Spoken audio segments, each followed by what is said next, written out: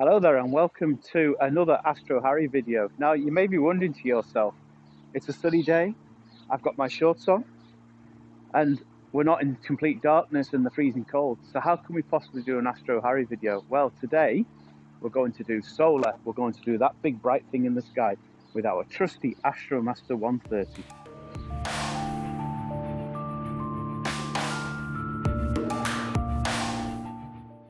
Now I brought along Thomas to tell you something very, very serious about solar. Solar observing is dangerous. You can quite easily blind yourself if you don't do what you think's right. So you've got to be really, really careful. So I'm going to take you through some steps that work and are very, very safe. Please, please, please take care when you're doing solar. If anything goes wrong, well, as I say, you can blind yourself. So be safe. Hey, Thomas.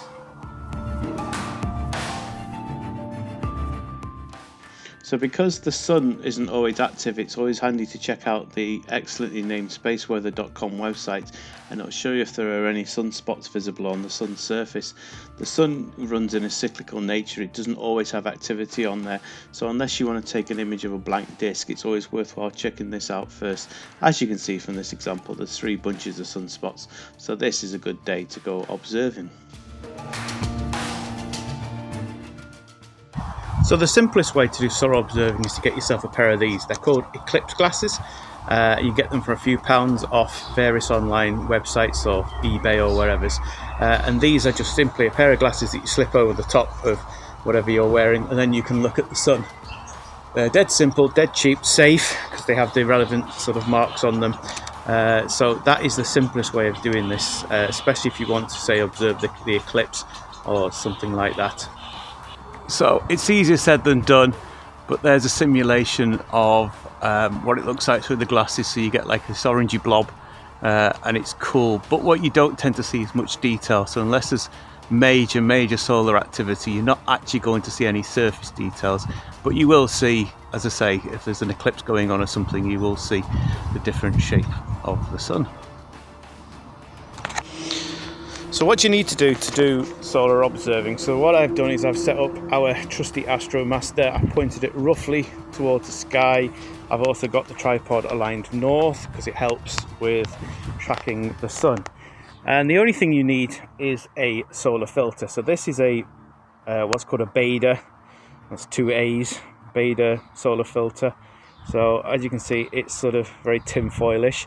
And if I hold it up to the sun, you should be able to see the sun somewhere. I'm just trying to see if I can simulate it. So there you go, you can see the sun through it.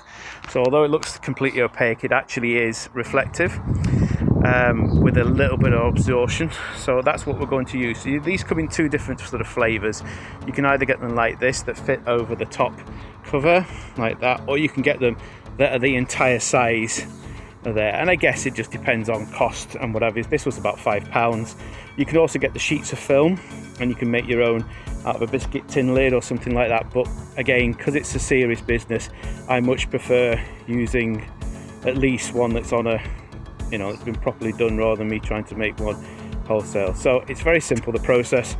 You unscrew the little cover, and then you put our little filter on top, and that is it. Okay, that is it for sort of solar observing in terms of how you actually put it on there as well. Everything else from this point forward is exactly the same as observing, the moon or stars or whatever it is you do. Filters that go on to screw onto an eyepiece like this. This is a red filter, but it's the same sort of idea where you've got a black piece of glass, and then you can put this on an eyepiece and put this in the telescope.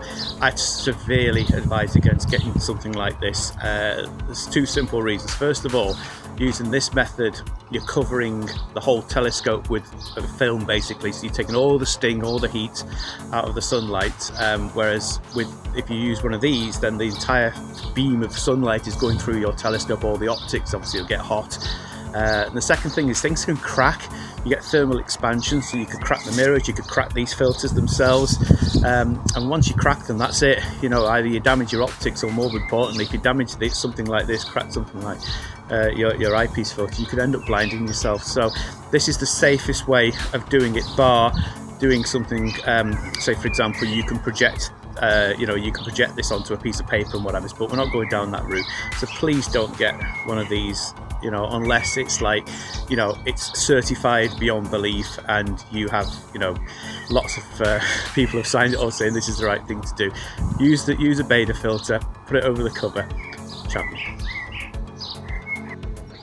So to actually get the sun into our telescope, what you don't want to be doing is messing about with the finder scope, because obviously that means looking at the sun, so we're not going to do that. So if you look at it approximate, then what I do is I take the eyepiece out completely, and then if you look down it, I'm just going to try and see if I can get this steady, and then you can see the reflection of the sun on the mirror. Now obviously this is a mobile phone, so it's not going to be perfect, but you should be able to see, let's see if I can zoom it in a little bit, so you should be able to see like a disc.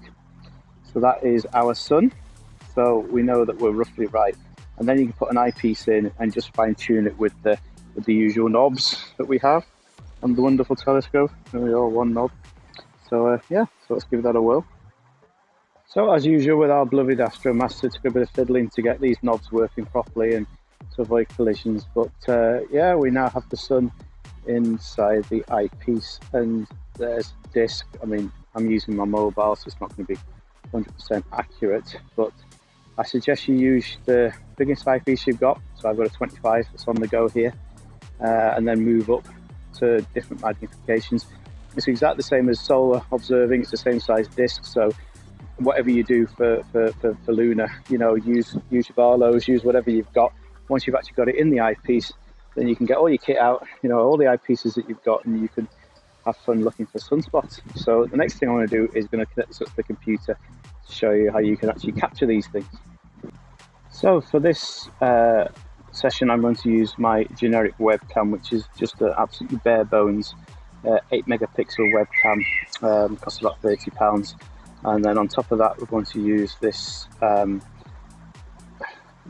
eyepiece adapter, whatever you want to call it. So that end just screws into there, and then we have ourselves a AstroCam.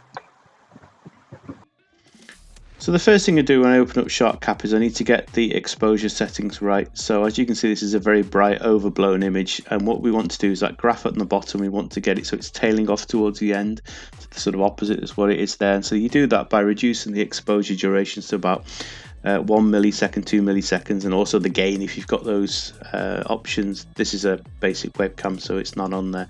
So that graph is about right, and then it should help you to get focus. The sun is still a very bright object regardless of the fact that you've got this filter in there. So those of you who enjoy doing moon videos and moon shots, it's the same sort of settings as you would use for the moon. Once you've got the exposures and everything right, then you can focus, and the whole point is to get the disc nice and sharp, so that edge nice and sharp. As we saw on spaceweather.com, there isn't always activity on the sun, so you need to look around either using the SharpCap viewer or the control knobs on the telescope until you can see activity, and then you can do a bit more fine-tuning with the focuser. Focusing is quite difficult when you're doing solar because you're out during the day, so the screens of your laptops can be difficult to see, so it may be worth investing in a parasol or even just a cardboard box to put your laptop in, so there's a bit of shade and a bit of cover. So what we're looking to do here is to take to create an image of the sunspots. So there's two ways you can do that. You can just take a picture of a single frame, or you can do what's called lucky imaging. So in lucky imaging, you take a video of several frames, then you process it in software, and that's what I'm looking to do here. The good thing about doing lucky imaging is that your image doesn't have to be bang in the center. You know, you can wander left to right, and this works for this lunar, planetary. It's a great method. So you take a bunch of frames, 100 frames, 500 frames, whatever you want to do, and then you can process it in software. So when I was doing this, I did two things. I first of all processed the video in PIP, P-I-P-P, which stabilizes the image, so basically puts everything in the center. And then I processed it in Auto Stackert, which then takes each one of those frames and creates like a master frame out of all the different frames. It sort of rejects the low quality ones, and it does a pretty good job. So yeah, this was a really successful little session.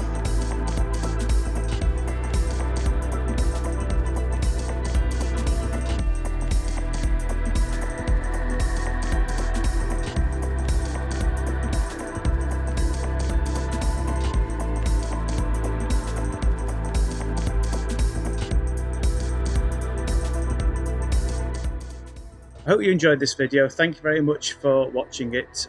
Solar astronomy is something that's absolutely fascinating, but it's also something that you can do away from waiting for dark skies and for clear nights. You know, sun's up, it's the summer allegedly, so why not go and have a look there? But be safe, please. Make sure that you take all the precautions necessary to do it, and if you do that, you'll have a lot of fun.